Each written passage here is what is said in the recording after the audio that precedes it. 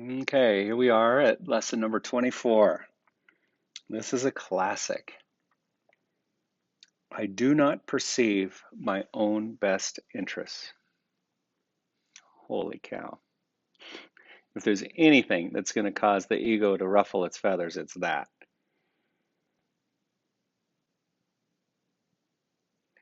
This challenges that whole idea. If I don't look out for myself, who will? Oh my God, it's so destructive. Even when things seem to work out, it's still destructive compared to the letting the voice of love and light guide us through our lives.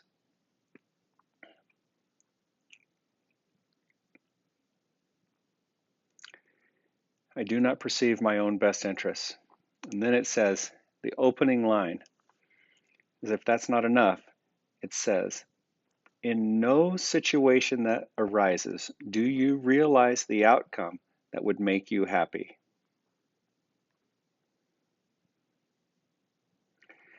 See, you may know the outcome that brings you money or brings you worldly needs or brings you something in form. It almost always requires some form of manipulation.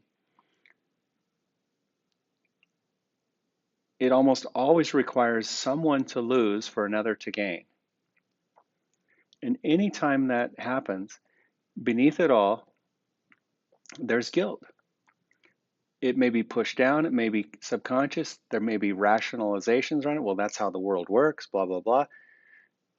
It will never lead to happiness. It will never have your best interests in mind.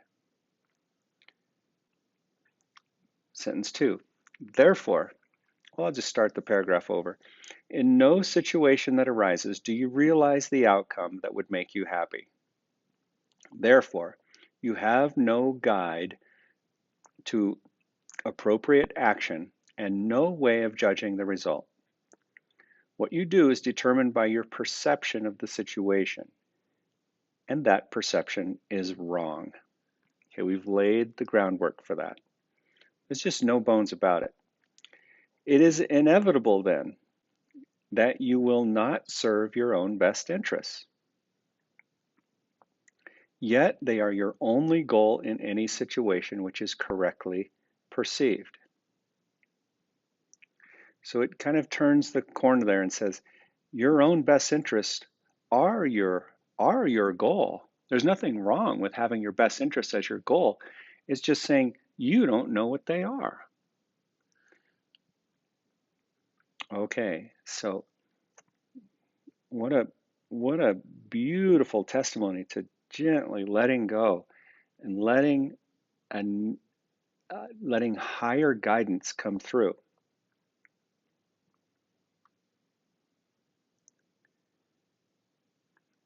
We're going to start today seated on the bolster,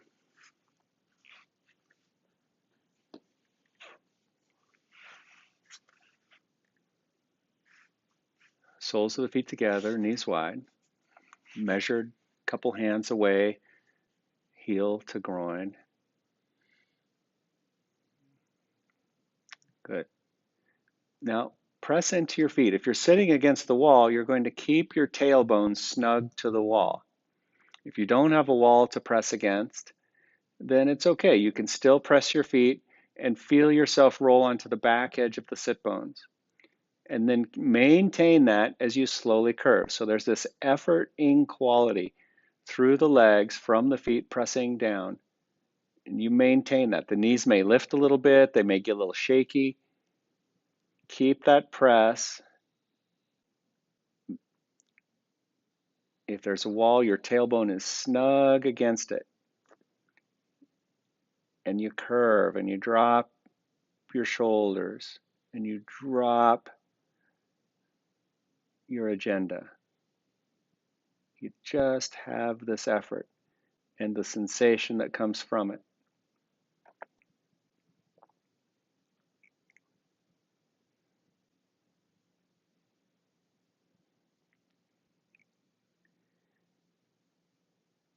Pressing into the feet.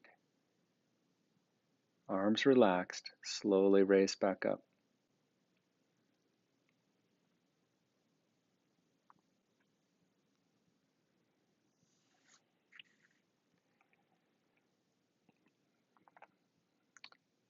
Good. Put the right leg in front of the left. The Sukhasana shape. Remember the heels are out a ways. Press the feet into the floor once again. Slowly curve. You may have to adjust your rump back a little bit if you have a wall to press against, so that now as you curve, there's the same effort coming from the feet pressing the floor through the knees and legs, hips, tailbone, which is the back of the pelvis, the lowest part of your spine, firm to the wall. Everything else, the curvature of the spine, the curvature of the neck and head, is second to this effort through the legs.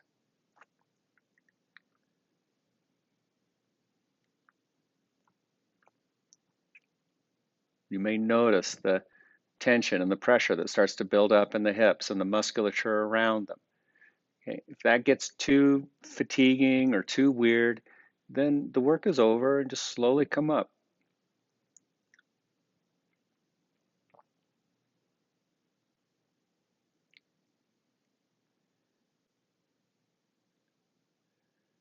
Pressing from the feet, slowly raise.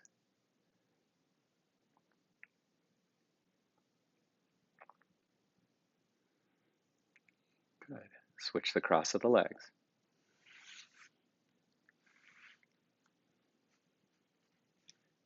Okay, same thing.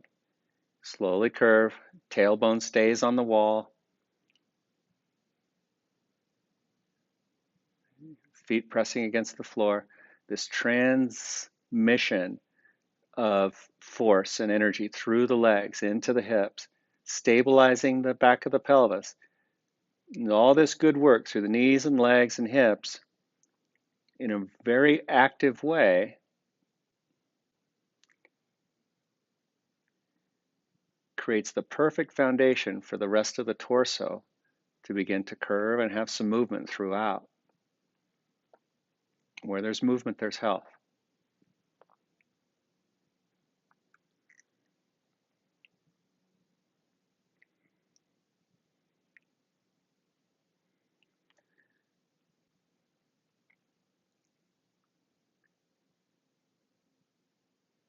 Good. Raise back up slowly.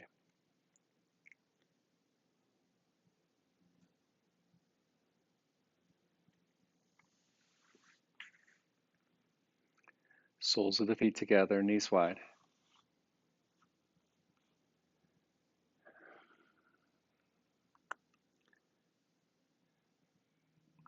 Good. And just have a moment here.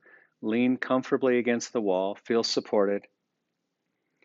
If you can, your hands are resting on your knees or your thighs. And let gravity have your legs. Easy against the wall. I'm going to read to you a little more.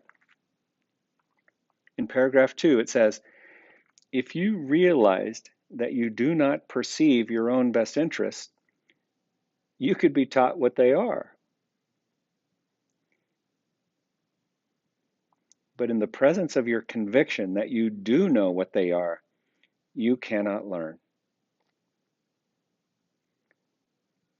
The idea for today is a step toward opening your mind so that learning can begin.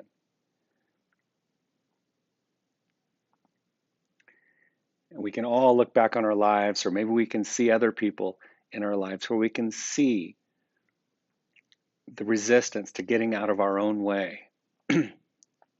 That's what this lesson is really asking us to do. Can we begin to embrace and realize how much pain we've inflicted on ourselves and more than likely onto others, all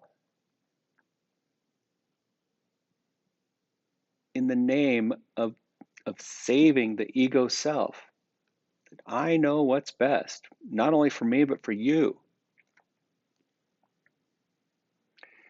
And so this course is asking us to gently withdraw from that notion. And then in paragraph 3 here, it starts and says, the exercises for today require much more honesty than you are accustomed to using. Just a few subjects, honestly and carefully considered in each of the 5 practice periods, will be more helpful than a more cursory examination of a larger number. Heck, just pick 1 or 2 instances.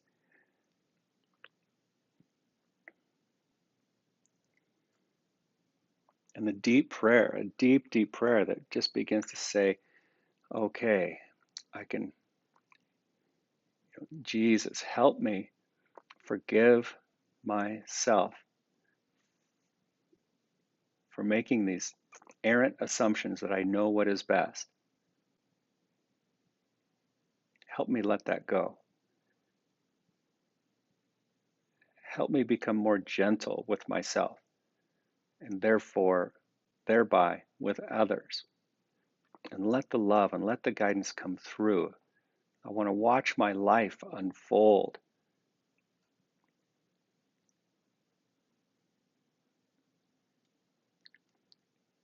I want to watch my life unfold in a helpful, meaningful, joyous way. Less strain, less effort. In fact, no strain, no effort. It takes so much work to keep getting things our own way. Now, having planted that prayer, open your eyes and stand up. Let me make sure that the camera can see you standing. Set your bolster off to the side. And you're going to lean against the wall.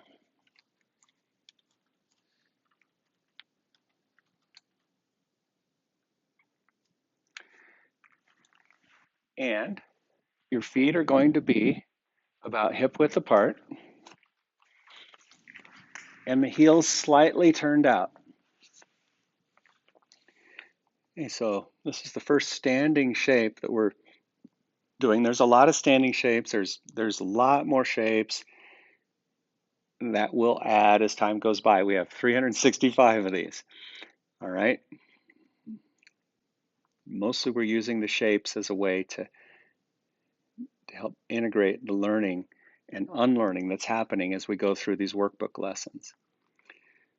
Now, it's a bit of a trust exercise. I want you to have your feet far enough away from the wall where you can rely fully on your sticky mat and hopefully your barefoot feet. But having a pair of shoes on would be okay. Socks might be a little slippery. And then you fully rest into the wall. Now, activate your legs mildly, just enough to keep your knees straight, thighs engaged, and then move your tailbone down the wall. Your belly will go in. You should feel, maybe even hear, your tailbone moving down. Don't make it too much effort, but keep it honest. Keep it active and slowly start to curve. Lead with your head and just imagine each vertebrae coming off the wall at a time. Keep your tailbone down and your knees fairly straight. And you may get to various places here where you just want to stay because it feels so good. If you feel stiffness in your low back or you feel some sort of releasing sensation in your low back, then stay before curving a little further, if any. Because there will come a point where if you decide to keep curving, your tailbone will slide up the wall. And just notice that. Notice now any tension in your shoulders, let them hang.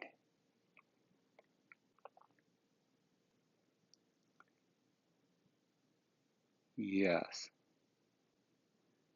Your legs supporting your torso, kind of like a rag doll, just hanging.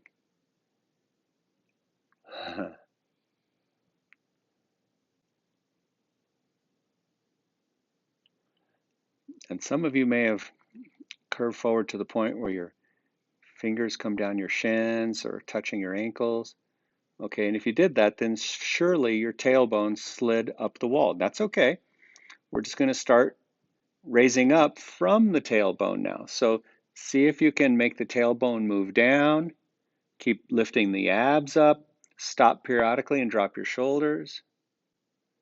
Keep squeezing. Tailbone down, low back toward the wall. When you finally come back up, take all the time you need. It's lovely exercise. And we'll have just a moment now at the wall. When you finally come up, press your belly against the wall.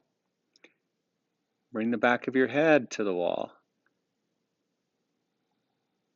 The back of the neck and the low back may not even be touching the wall, and that's okay. But for a moment, move them both toward the wall. Retrude the chin a little bit. Just bring some deep flexion into the neck. You'll feel the muscles engage in the front of the throat, the abs, okay? And then keep the shape, rely on the wall, and rest. Let it become more and more passive.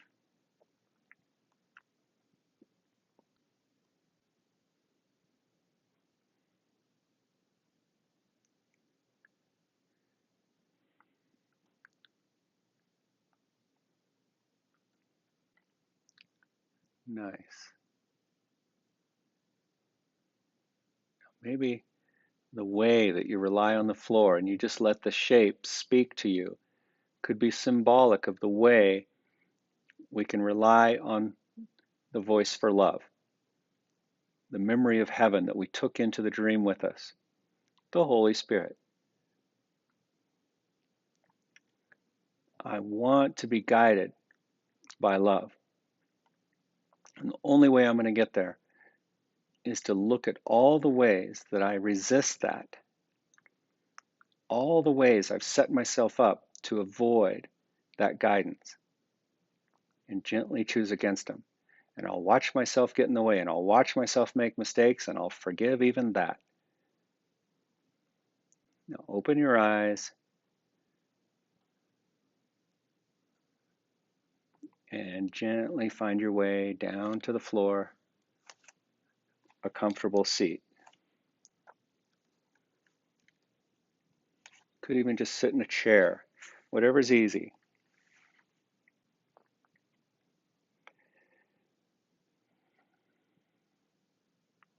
A couple more things here that I'd like to highlight from the lesson.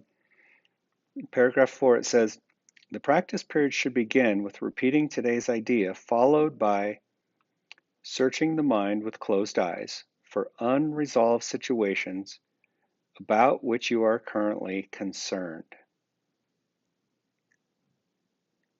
The emphasis should be on uncovering the outcome you want.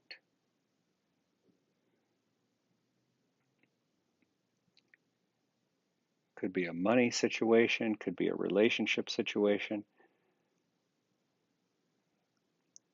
something that you just hold so dear. It's so important that I have this particular resolution the way I want it.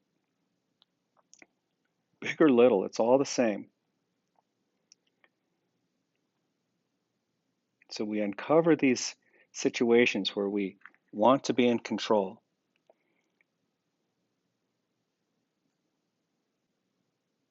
You will quickly realize that you have a number of goals in mind as part of the desired outcome, and also that these goals are on different levels and often conflict. And then it says in paragraph 6, if these exercises are done properly, you will quickly recognize that you are making a large number of demands of the situation which have nothing to do with it. You will also recognize that many of your goals are contradictory, that you have no unified outcome in mind, and that you must experience disappointment in connection with some of your goals, however the situation turns out. Okay, now that may not be so obvious, but it's always the case. Our personal worldly goals are always contradictory because we live in a dualistic world. An example would be, I want in my job, in my workplace, I want security, I want benefits, but I also want my autonomy.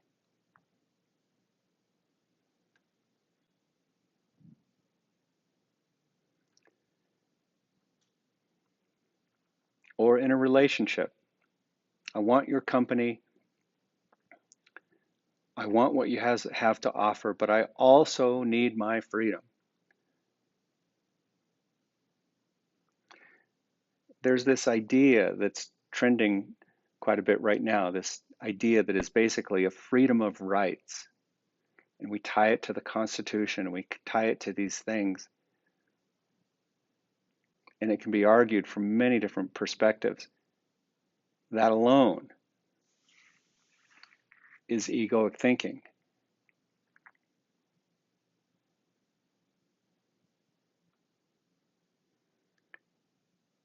Anytime I have rights,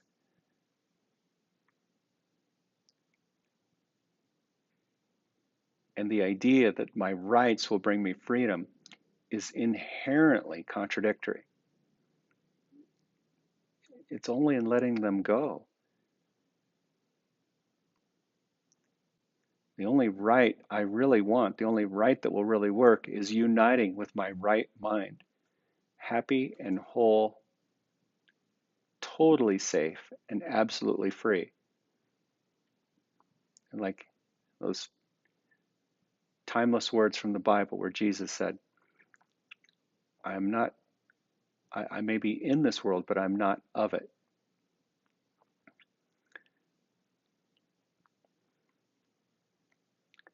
That's the state of mind that we all seek. That's where we find freedom. And as an outer expression of that inner process, gentle inner process, bring your hands to your heart. Namaste.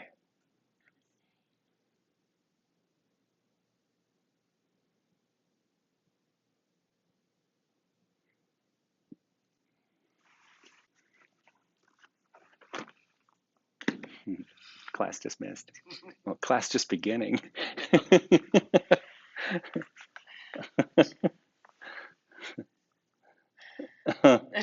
For you and me.